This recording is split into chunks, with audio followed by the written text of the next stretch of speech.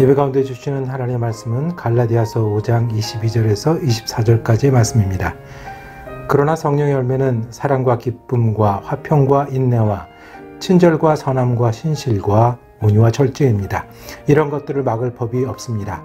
그리스도 예수께 속한 사람은 정욕과 욕망과 함께 자기 육체를 십자가에 못 박았습니다. 아멘. 성령 강림절은 우리가 어떤 날로 기억해야 될까요? 만세의 날일까요? 불꽃놀이를 할까요? 기도하는 날일까요? 성령 강림절은요, 성령이 오신 것을 기억하고 기뻐하는 날입니다. 그래서 성령 강림절에 별명을 붙이면 우리가 함께 기뻐하는 날입니다. 성령 강림에서부터 우리는 교회가 시작되었다고 믿습니다. 예수님이 부활하시고 50일째 되는 날 성령 강림을 제자들이 체험하고 그때부터 우리 교회가 시작을 했고, 그 교회에서 믿음이 이어져 내려와서 누구도요? 우리도 믿기 때문에 우리가 성령 강림절을 기억합니다. 교회도 시작하고 예수 믿는 일도 시작하고 세계 모든 교회의 생일처럼 여기는 날이 우리 성령 강림절입니다. 그래서 오늘은 성령 강림의 하나님의 뜻을 보고자 합니다. 그래서 성령의 열매를 맺는 날이 되길 원합니다. 성령 강림주일은 기쁨의 날입니다. Observation number 1. 성경에서 성령 강림주일은 기쁨의 날이라고 말씀하신 첫 번째, 성령은 오시기 때문에 그렇습니다. 성령은 충만하게 오시기 때문에 그렇습니다. 성령은 하나님의 영입니다. 자, 성령에 관한 성경이 제일 먼저 나오는 데가 어디냐 하면, 하나님의 영에 관한 성경 말씀이 제일 먼저 나오는 데가 어디냐 하면 창세기 1장 2절이에요. 태초에 하나님이 천지를 창조하시니라, 다음에 바로 성령님이 거기 계시다고 말씀하셨어요. 하나님의 영이. 그런데 그 영원 전부터 계시고 영원 뒤까지 계시는 성령님이 그냥 우리를 버려두고 우리랑 멀리 계신 게 아니라 오신 사건이 오순절 성령 강림이에요. 그러면 질문이 생깁니다. 구약시대에 보면 성령님이 역사하셔서 예언한 사람도 있어요. 그렇지요? 성령이 아니면 믿을 수 없다라고 말했어요. 우리 가운데 성령이 있어요. 그래서 뒤에 고린도전서 6장에 말하기를 너희가 성령의 전인 줄을 알지 못하느냐. 그러면 성령이 어디 계신 거예요? 우리에게 계셔요. 그런데 성령이 오시는 건 뭐예요?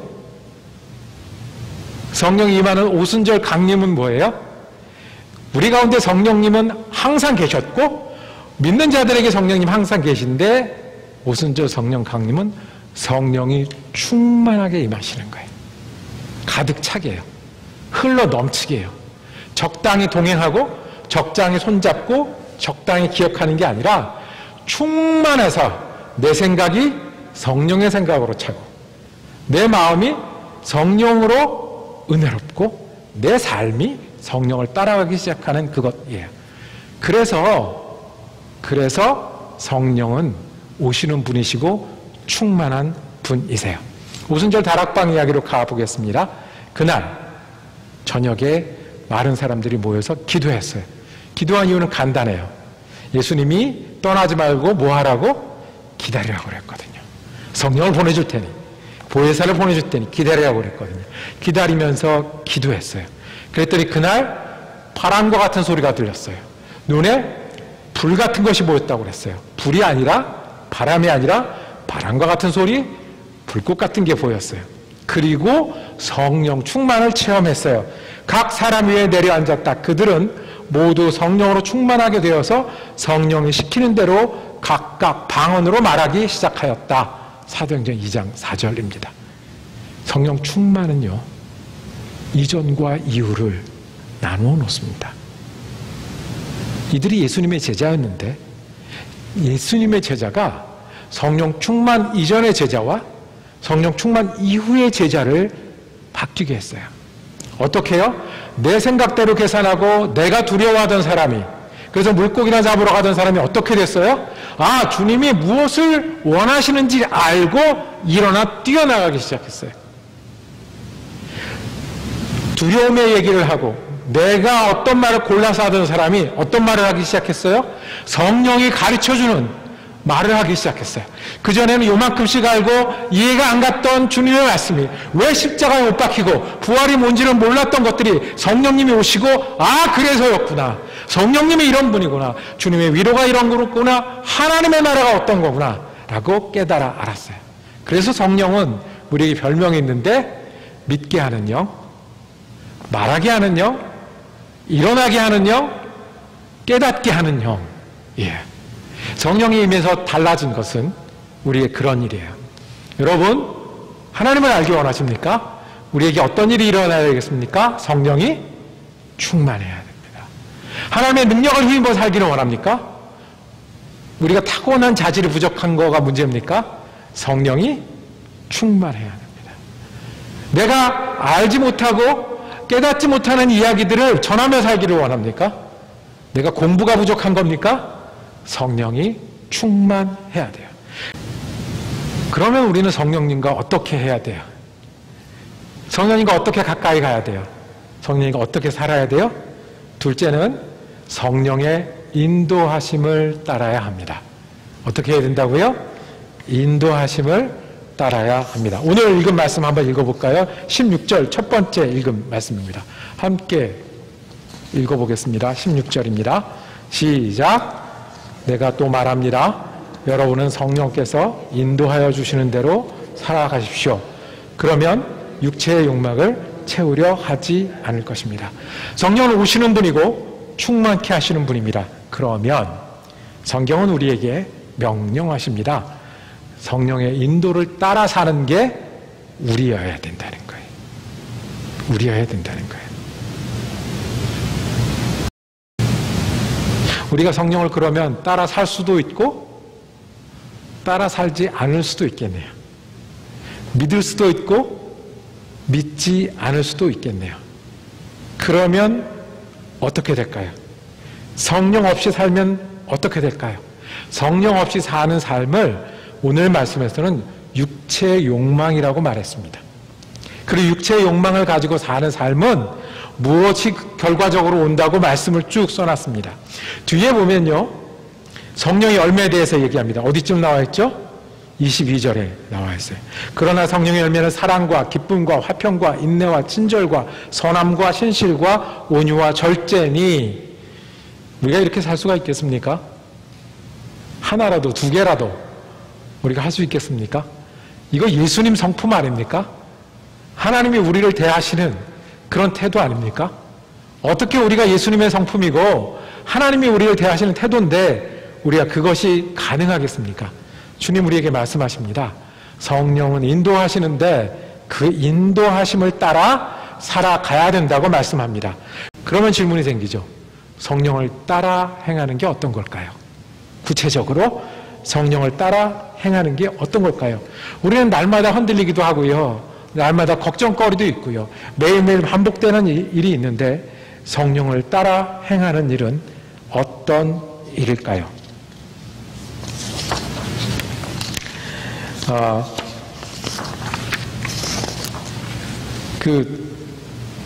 하나님의 임재 연습이라는 감동적인 책이 있습니다. 이분은 한 지금으로부터 1000년 가까이 전에 사셨던 그냥 평수사예요. 그러니까 수도원에서 수도를 계속하셨던, 그래서 부르기도 브로더 로렌스 형제라고 부르는 사람이에요. 그러면서 이분이 성령과 동행하는 연습에 대해서 얘기를 해요. 성령과 동행하는 실천에 대해서 얘기를 해요. 영어로 번역하면 practice예요.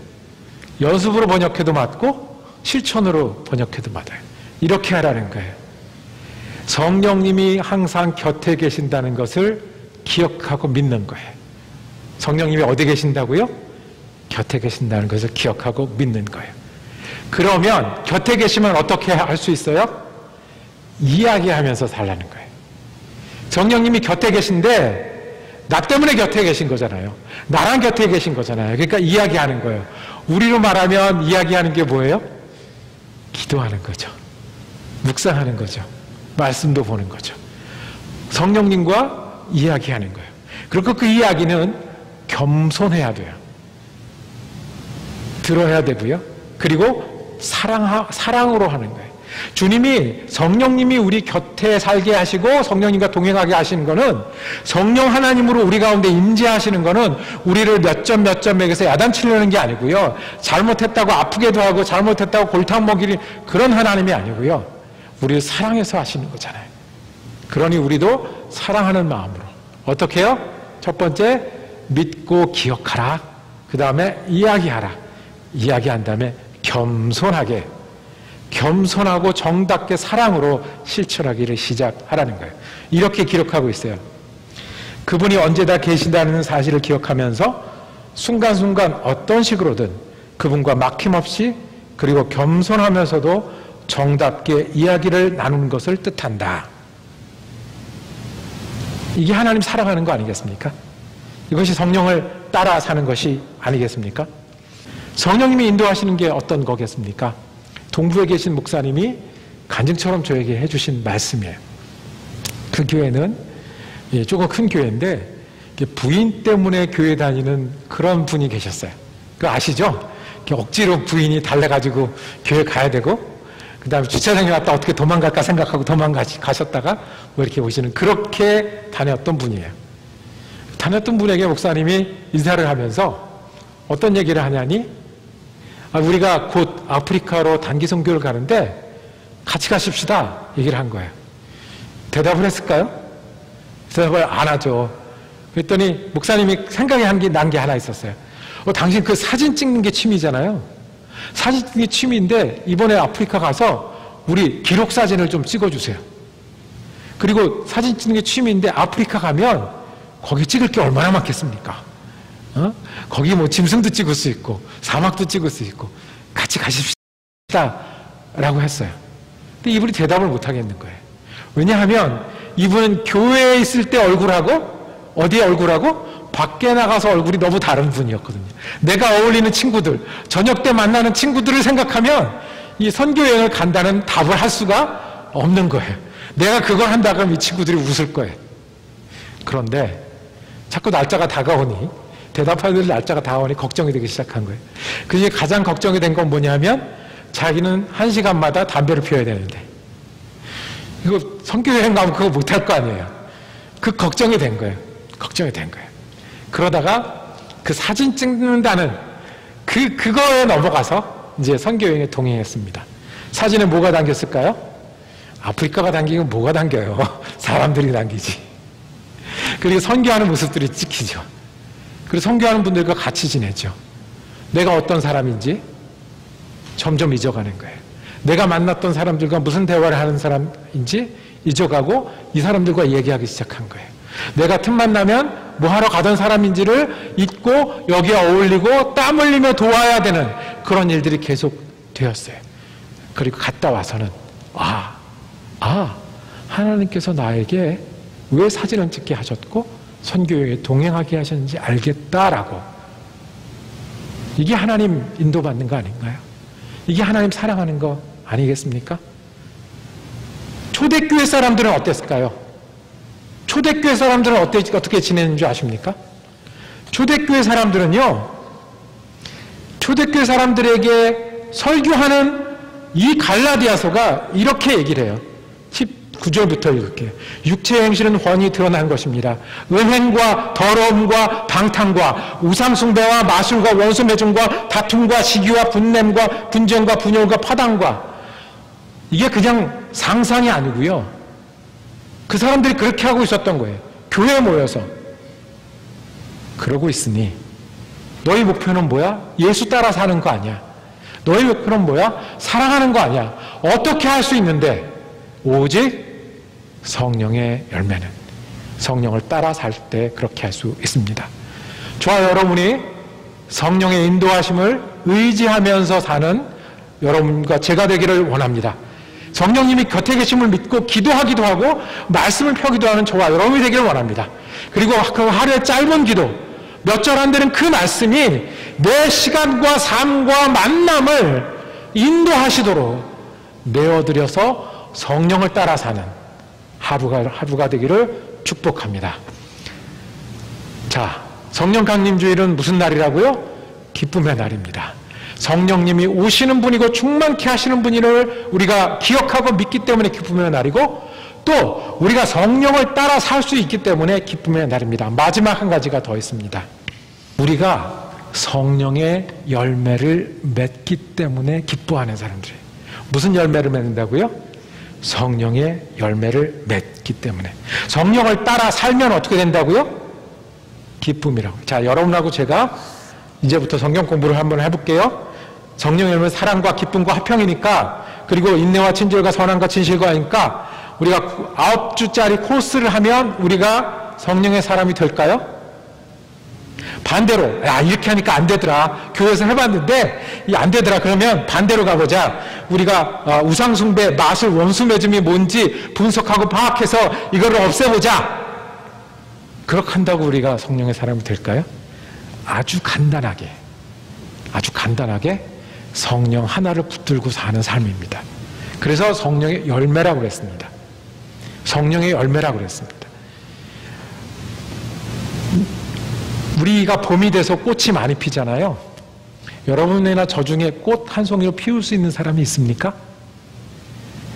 가능할지 몰라요. 화분을 준비해서 꽃을 심어서. 우리가 잔디를 기를 수 있는 사람이 있습니까? 겨울에 눈이 왔을 때 말이에요. 불가능하잖아요.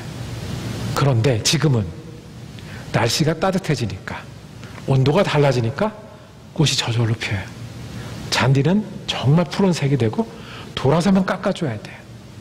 뭐가 바뀐 거예요? 겨울에서 봄이 된 거예요. 성령의 사람이 이거예요. 내가 사랑이 뭔지 잘 몰라요. 인내, 너무 어려워요. 절제, 그것 때문에 교회에서 맨날 다툼이 일어나요. 그런데요, 내가 성령을 붙들고 살면 이게 나중에 뭐가 된다고요? 열매로 맺힌대요. 내가 성령을 따라 살면 이것이 나중에 열매로 맺힌대요. 여러분 믿으시나요? 믿으시면 아멘. 이걸 믿는 것이 믿음이에요. 내게 사랑이 없어 보여요. 우리 가운데 절제가 없어 보여요. 인내가 없어 보여요. 섬김이 없어 보여요. 예수 믿는 사람이요? 아닌 것 같아요. 그런데 놓치지 말아야 될 거 있어요. 속지 말아야 될 게 있어요. 우리가 믿음으로 성령을 따라 살면 어떻게 된다고요? 열매를 맺는다고요. 이걸 믿는 게 믿음이에요. 이걸 믿는 게 성령과 동행하는 거예요. 내 손에 왜 이렇게 힘든 걸 쥐고 있고, 내 다리에 왜 이렇게 어려움을 차고 있고, 내가 무슨 하나님의 사람이에요. 이게 무슨 하나님이 계셔서 만든 세상이고 집안이에요. 믿음은요, 내가 성령을 믿고 살면 성령님이 우리 가운데 열매 맺게 하신다는 걸 믿는 게 믿음이에요. 그러니까 멈추지 말아야 돼요. 딴 데를 보지 말아야 돼요. 실망하지 말아야 돼요. 속아 넘어가지 말아야 돼요. 우리의 믿음은 주님이 주시는 열매예요. 하나님의 성품에 어떻게 참여할 수 있어요? 예수님 같은 사람이 어떻게 될 수 있어요? 우리가 날마다 주님을 믿고 의지하여 따라 살 때 주님은 우리 가운데 열매 맺게 하시는 줄로 믿습니다. 말씀을 정리하겠습니다. 3줄로. 성령 강림주일은 기쁨의 날입니다. 무엇을 믿고 기억하기 때문에요? 성령은 오시고 충만케 하시기 때문에. 성령 강림주일은 기쁜 날입니다. 왜요? 우리가 누구를 따라 살 수 있어요? 성령을 따라 살 수 있기 때문에 그렇습니다. 성령 강림은 기쁜 날입니다. 왜냐하면 우리가 성령을 따라 살면 열매를 맺게 해주신다는 그 믿음으로 다시 출발하는 날이기 때문에 그렇습니다. 성령 강림 축하하고 감사합니다. 기쁨을 나누는 한 날 되고, 그리고 성령 강림 때문에 성령이 계셔서 우리의 믿음이 날마다 새로워지는 저와 여러분이 되기를 주님의 이름으로 간절히 축복합니다. 기도하겠습니다.